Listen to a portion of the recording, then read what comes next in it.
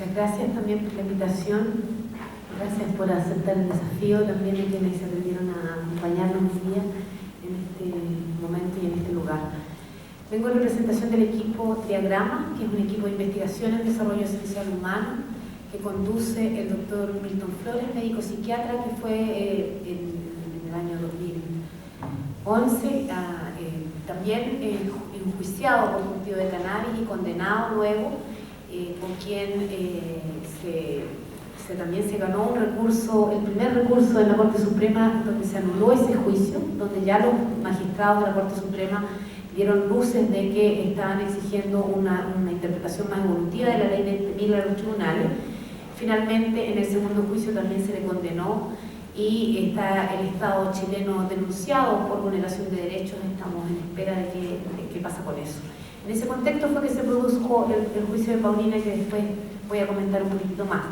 Pero quería contextualizar de que, tal como lo señala Pablo, el tema de la cannabis ha servido en realidad como un emblema, como un caballo de Troya, para plantear temas que son de origen bastante más fundamental.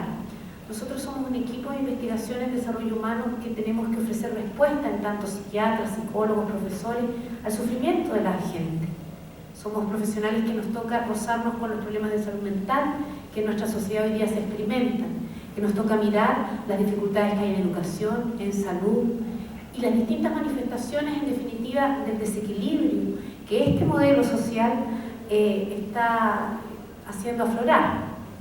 Nosotros comprendemos, y en esta investigación que data de los fines de la dictadura, ya el doctor Milton Flores lideraba este proceso de transformación del paradigma, fuimos comprendiendo que el ser humano hoy día, con este modelo que alienta la superficialidad, la satisfacción en los planos materiales de la existencia, ha ido desatendiendo los elementos más esenciales.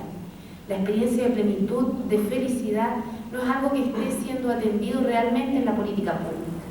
Entonces, desde ahí se fueron realizando intervenciones que fueron buscando estrategias de habilitación a las personas para tener las competencias de verdaderamente sentirse íntegros y con mayor acceso a la plenitud. Se estudió en ese tiempo el tema de la adicción y se llega a la conclusión de que aquellas personas que no han tenido ese aquilatamiento de su vida, esa comprensión de esa trascendencia, son aquellas que están más vulnerables a depender de lo de afuera. Y de lo de afuera incluye las drogas, lícitas, ilícitas y un montón de otros objetos de adicción.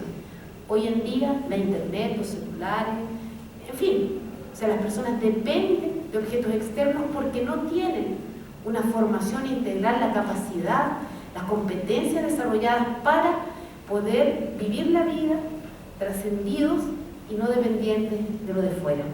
Hoy día nuestro modelo de educación alienta el memorice con pica, no alienta una actualización de ese potencial, un encuentro con las capacidades para ser plenos y felices. En salud se atienden los pedazos, no se atiende al ser humano íntegro. O sea, estamos hablando de una crisis de modelo, efectivamente. Ante eso, nosotros hemos ido y fuimos desarrollando estrategias que tienen que ver con incluir entonces en la conciencia del ser humano esas dimensiones más esenciales de la vida, con distintas herramientas. Y en nuestro estudio nos fuimos empapando también de la sabiduría más ancestral, chamánica, que desde siempre, desde tiempos inmemoriales, ha usado distintas plantas llamadas plantas enteógenas o plantas de poder para saciar estas necesidades, para ayudar y acompañar al ser humano en acceder a estados expandidos de conciencia que le permiten tener una comprensión bastante más integral de qué se trata estar vivo y de habilitarse también para enfrentar este desafío. En ese entonces, nosotros también desarrollamos actividades que tenían que ver con la salud mental de personas, de grupos de personas, de organizaciones, de instituciones, de comunidades, reconociendo en realidad que todas las intervenciones siempre tenían el límite de que el modelo y la política pública en realidad apuntaba para el lado contrario de lo que nosotros estábamos generando. Hicimos intervenciones en Sename, en distintas organizaciones públicas, donde se hacía un reconocimiento del valor que tenía en la capacidad de administrarse y de realizar su tarea, el desarrollo de este tipo de competencias, pero también se hacía el reconocimiento de que si esto no se instalaba en la política pública, esto pasaba de ser una anécdota simplemente que tiene a un montón de iniciados a lo largo del país, pero que no tienen la capacidad ellos de pararse frente y de modificar en realidad la estructura más a la base de la atención en salud, educación y los distintos servicios que se brindan a las personas. Con esa situación así, nosotros hemos ido entonces, asumido ya ese desafío de desarrollar una comprensión más esencial y profunda de qué es lo que se trata esto de la libertad. A nosotros nos invitan hoy día a conversar sobre libertad y derechos fundamentales. Quisiera pasar a la siguiente frase que aparece ahí. Ahí está. La libertad entonces nosotros la hemos comprendido como una experiencia. La libertad no es lo mismo que el libertinaje, no es el hacer lo que yo quiero, lo que se me viene en gana porque soy libre y me rozo por tanto con la libertad del otro, por decirlo así. La libertad es una experiencia y uno funciona libre, o sea, uno se siente, se experimenta libre, o sigue siendo esclavo del modelo o de las distintas situaciones que nos esclavizan hoy día en nuestra manera de vivir. Por lo tanto, en tanto experiencia de libertad, no existe el que seamos un poquitito libres, entonces seamos libres con 6 plantitas nomás y nada más. Eso no es verdad, eso no es ser libre, eso no es respetar la libertad. ¿Ser libre o no ser libre? ¿Se respeta o no se respeta la libertad? La esencia es o no es incluida en la conciencia. No estamos discutiendo aquello. Nosotros estamos definiendo que la libertad existe y que existe por nuestra naturaleza esencial. Nosotros, en tanto seres espirituales, somos seres humanos libres, autónomos, en ese espacio de soberanía que surge de esa condición nuestra. Eso no depende de la moda y eso ha sido garantizado por los tratados internacionales de derechos humanos surgidos justo después de las guerras mundiales. O sea, en los momentos de mayor degradación de nuestra cultura, se decide garantizar, se deciden comprometer los estados a organizarse para garantizar este espacio de libertad. Ese es el contexto en el cual nosotros nos movemos. Como profesionales levantamos entonces información fruto de un estudio riguroso y profundo. La dimensión del espíritu ha de ser incluida en la conciencia como una política pública en respuesta a las más diversas manifestaciones de desequilibrio propias de la transición de un paradigma castrado que mira las partes del ser humano, que mira la materia del ser humano, el intelecto, el cuerpo, pero que no lo mira en su esencia, hacia un paradigma inclusivo superior en jerarquía no de que somos los más capos o los menos capos, sino en jerarquía de integración. Se integran más elementos, se integra la vida esencial del humano. Nos pillamos con que en todos lados esto ya ha sido dicho. La Biblioteca del Congreso, cuando define ser humano, la naturaleza del ser humano, habla ya del aspecto biológico y del aspecto espiritual y establece que es en ese aspecto espiritual donde radica la dignidad. De eso se trata. ¿Nos vamos a acercar al trato digno de todos los ciudadanos o vamos a seguir vulnerando el derecho y la libertad?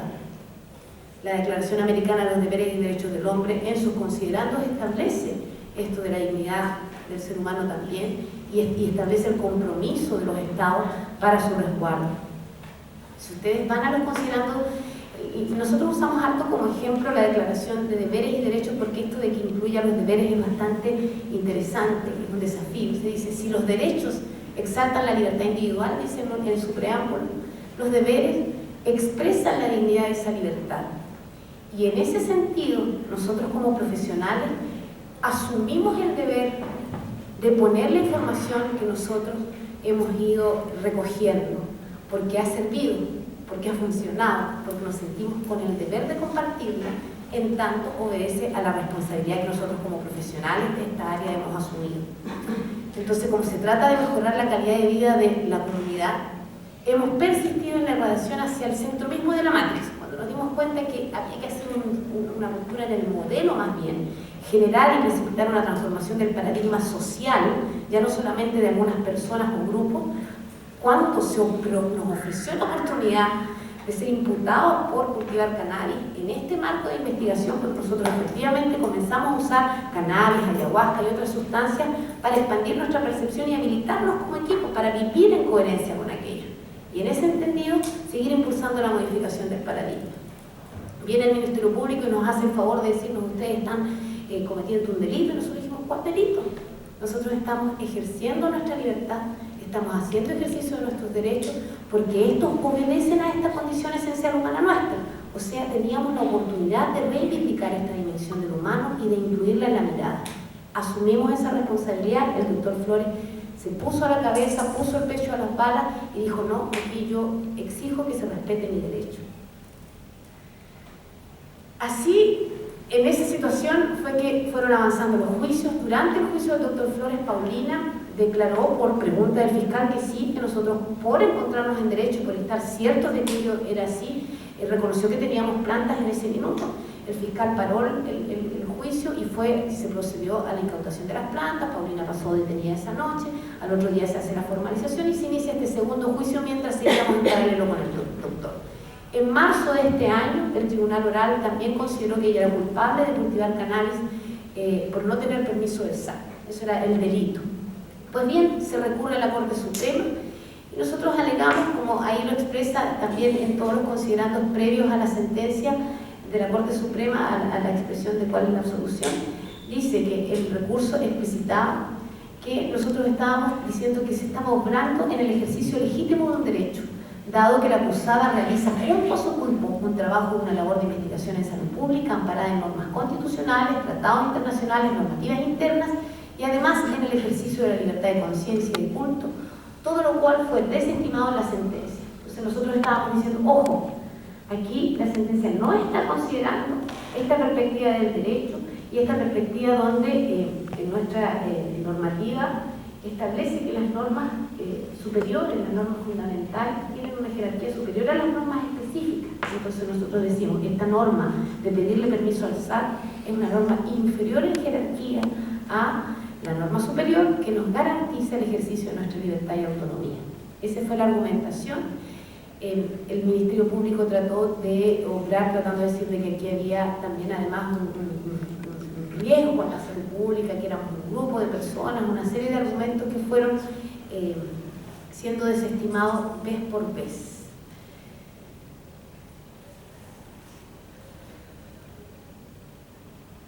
Nosotros establecimos entonces que la autorización administrativa del SAC, la acusada se encuentra amparada por la autorización superior de rango, entonces el rango constitucional.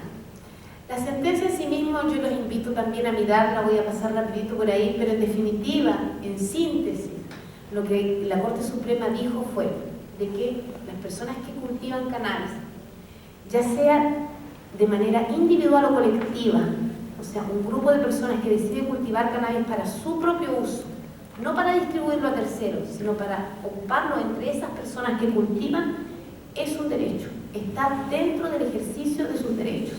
Y por lo tanto, cuando el Ministerio Público, sin poder demostrar que existe el daño a terceros, o sea, no hubo tráfico, se mete en ese espacio, está vulnerando derechos. Así de simple. Y hoy día eso sigue ocurriendo. Hoy día en Iquique acaban de tomar detenida a una pareja que tenían 20 plantas para 4 personas con distintos usos, con medicinales, recreativos, y que en este minuto están siendo imputados. Pues bien, hoy día la posibilidad de salir y pararse con dignidad ha sido amparada por la Corte Suprema. O sea, nosotros nos tenemos que sentir y nos sentimos recordados y agradecidos por esa lectura, por esa correcta interpretación de la ley electoral. Nosotros en este ejercicio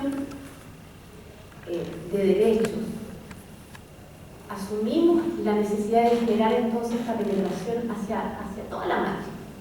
Lo hicimos